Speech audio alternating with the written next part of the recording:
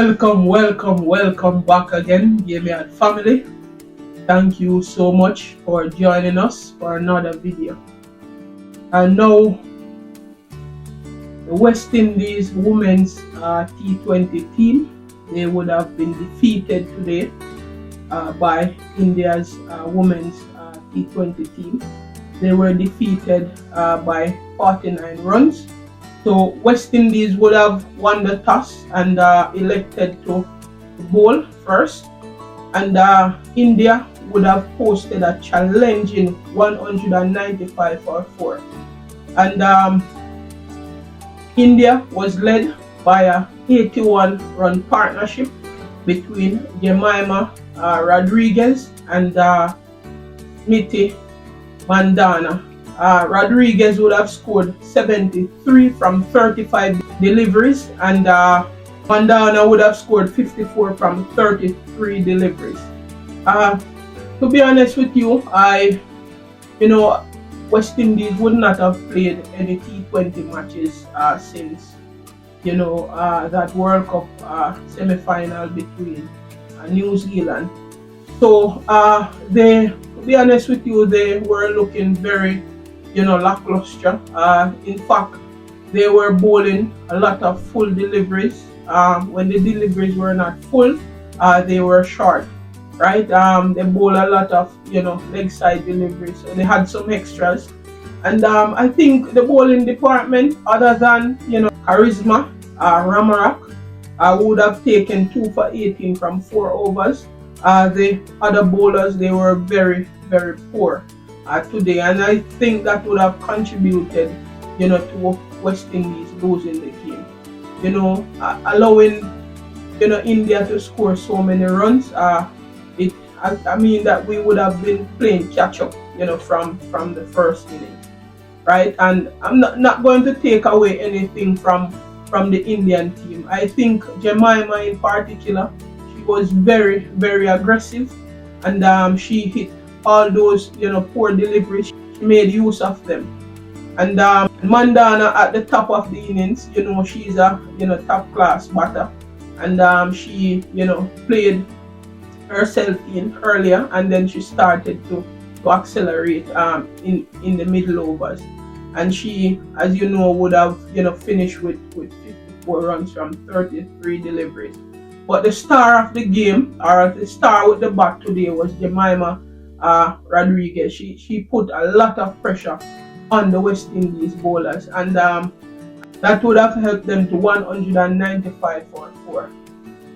I think India would have started well, right? Because they would have had a 50-run partnership at the top of the innings by Smriti Mandhana and Yuma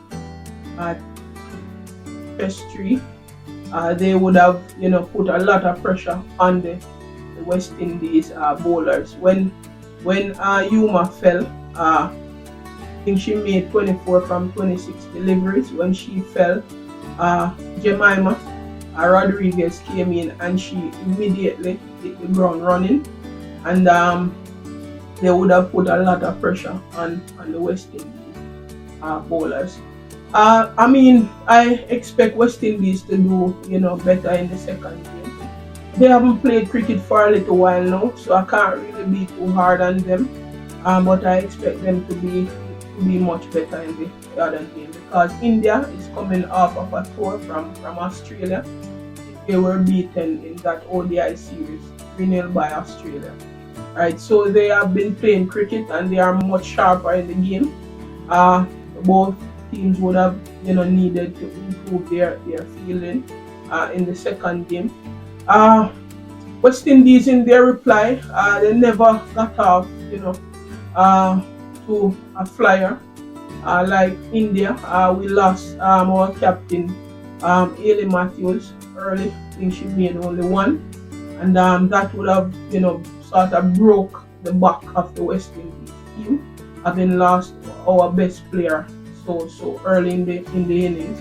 But we would have seen Deandra Dutton would have tried to fight back, and also Kiana Joseph right? Deandra Datin would have, made 52 from 28 deliveries, and she was trying to put a lot of pressure on the Indian bowlers, which she did.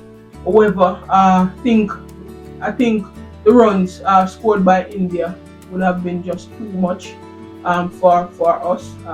Kiana Joseph also would have made 49 from 33 deliveries. That was a brilliant innings as well played by Kiana Joseph. The pick of the Indian bowlers were Petas Sadhu. She would have taken 3 for 37 from 4 overs, and she would have been supported by Dipti Sharma.